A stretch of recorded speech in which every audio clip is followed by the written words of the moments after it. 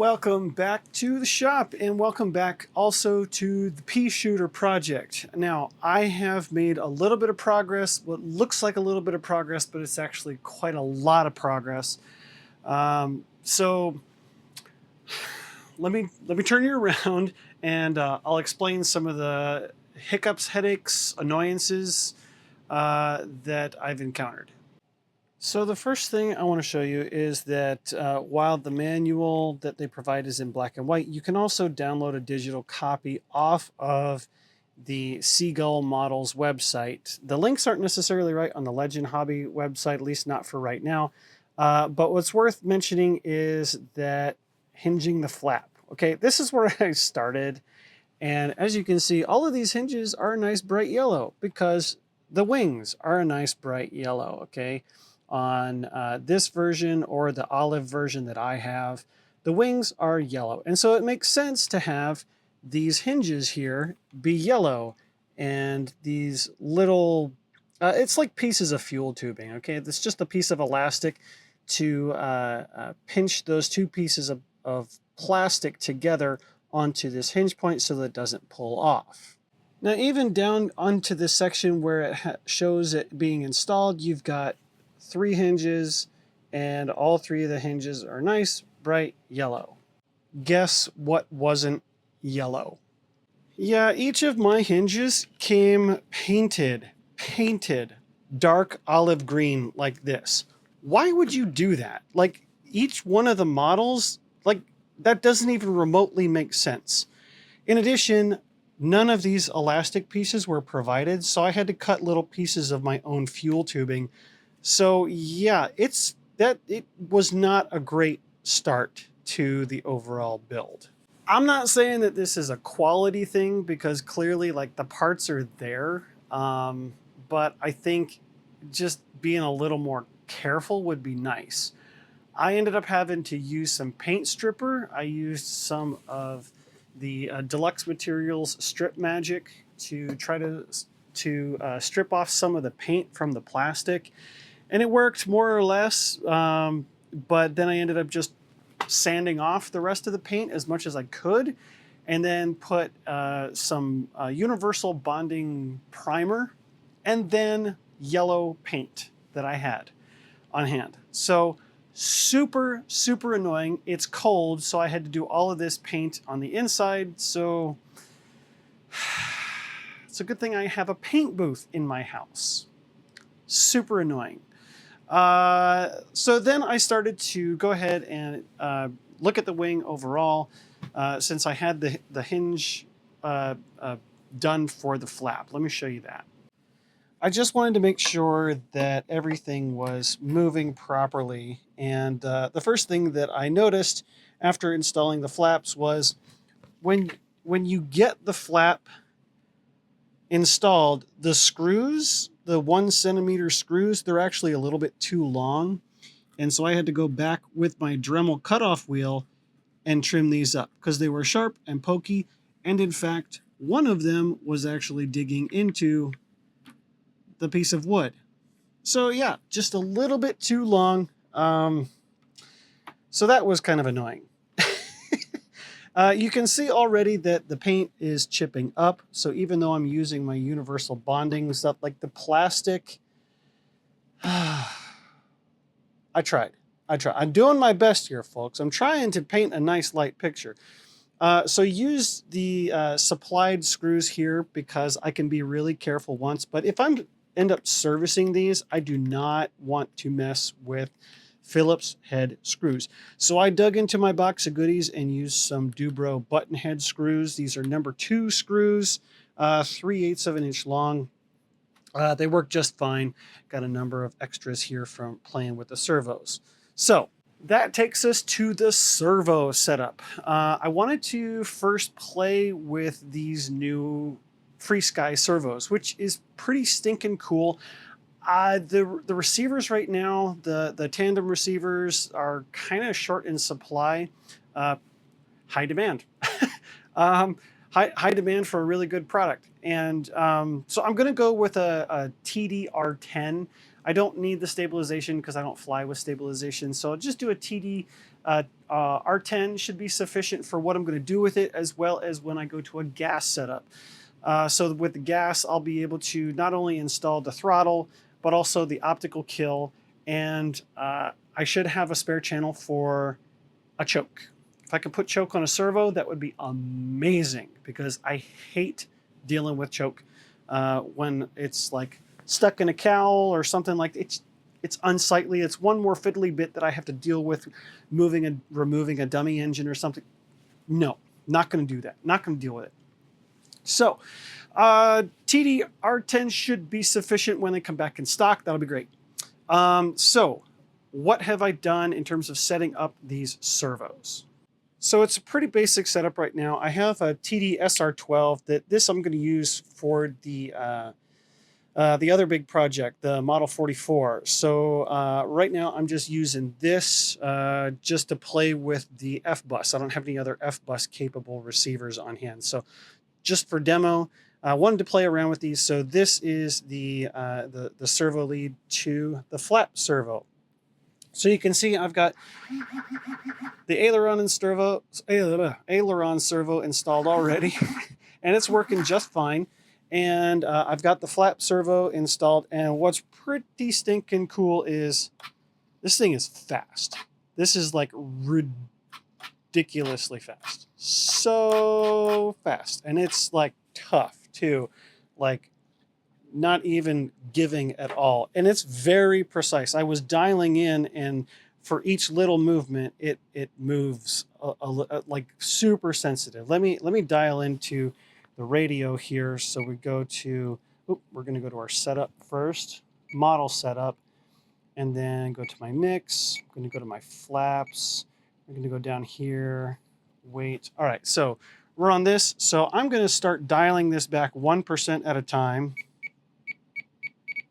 You can see for each 1%, I get a little bit of movement, and that is some amazing precision. All right, we're back at 100%. All right, cool. So the other thing that I've done on the radio is I've set up channel 5 for my flaps to be an F-bus channel.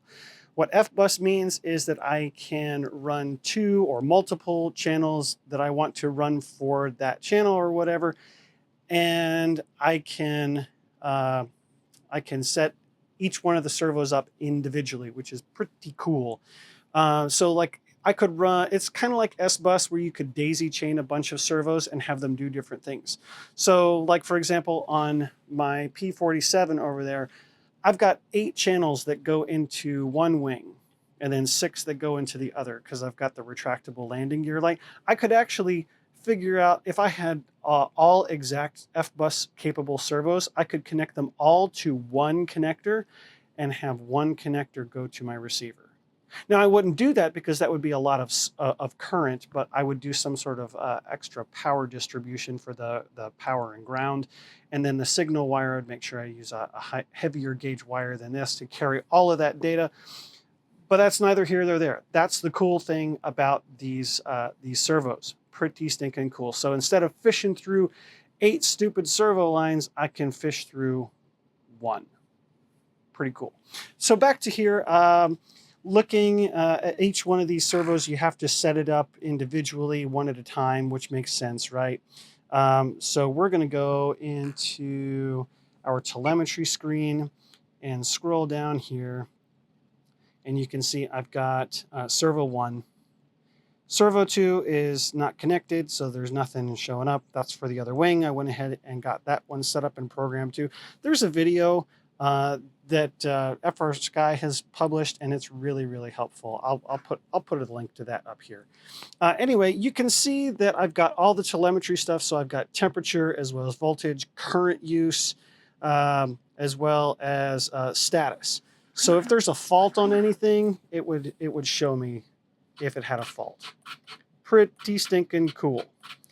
So that in mind, so I'm pretty pleased as punch about that. It took me a little minute to get it all set up because I've never done it before, but it's actually quite intuitive. It's not really that hard. You just have to follow things one step at a time, and just like anything else that's new, repetition, right? So the more that you do it, the more familiar you will be, and the less you'll have to actually think about it. That's part of the fun aspect that I think about the FreeSky ecosystem. So I have that set up. It's going to be a really nice feature to have, so I can look at any of the current draw from having those flaps dump like barn doors. That'll be pretty cool to see if it's even a load on these. I mean, these servos are, they will be sufficient. They will be sufficient. So with that, let's take one last look at something. All right, so I've reset the wing here to show this to you. So inside the flap, you can see there's a little piece of metal sticking out right here, and it follows a hinge line. Now, I talked a little bit about this pocket hinge thing last time, but I think based on comments and feedback, I didn't really outline this well enough. So let me go over it. At this end here of the wing, there's a little piece of tape that I've peeled back, and I'm going to peel it back a little bit more. And now I'm going to try to push that through to the other side. Now, obviously, this is not meant to entirely come apart, but you can. So after pushing that through, there's a little bit there. I'm going to grab a little something and pull that out. All right, so I just pulled this rod all the way out. And what happens? This whole control surface comes right off. All right, so this is what I'm talking about. Okay, you have a nicely rounded leading edge that's very scale, along with this pocket. To have this pocket in a model on all of the control surfaces is not something to take lightly. Not something that you normally see on ARF models. So this is a nice step up from most ARFs that I have ever assembled. Something to take note of. Now, what I talked about last time is the mention of this pocket here, okay? So with the pocket, once the control surface is back in place, you lose a lot of the gap that is usually prevalent. So when you look straight down, there's an air gap there. And sometimes that can make whistling, and it's an aerodynamic thing, okay? The full scale would have these control surfaces pocketed because of that slipstream, trying to get things a little bit more aerodynamic. Really, really cool scale feature. It's also a really nice serviceability thing too, if you ever need to like remove the ailerons to like recover them, or say you want to change the color and you want to paint it. You can take it off and paint it and make sure that all the paint is nice and even and you don't have like yellow, because that's going to peek behind there, right? So it's really a nice thing to do.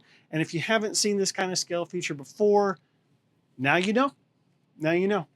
All right, well, thanks everyone for stopping by the workshop today. It's been really fun giving you this quick update, as well as some of the challenges, things to look forward to. Now, obviously, I've gone through these wings and hit them with a heat gun and covering iron to make sure everything is completely squared away with regard to that. Nothing any major came along as a result of that. Just make sure that your iron is clean in the first place so that you don't create any scratches. Use a sock if that's your thing. I prefer no sock, so I just take some acetone and wipe everything down on the iron before I plug it in. So other than that, I have an order from Dubro on its way, because there are a number of pieces of hardware that I'm going to need for this. Things that I want to make better, as well as obviously the flying wires, the landing wires, all of that stuff. Got a lot of hardware coming for that too. So something to look forward to. I should get that here in the next couple of days so I can keep running on this model. It's a lot of fun, and I'm looking forward to sharing it all with you. Head on over to dubro.com and use Josh10 in checkout for 10% off your entire order. And this is absolutely 100% a discount code for you guys. I see no kickback from that. So use it and abuse it.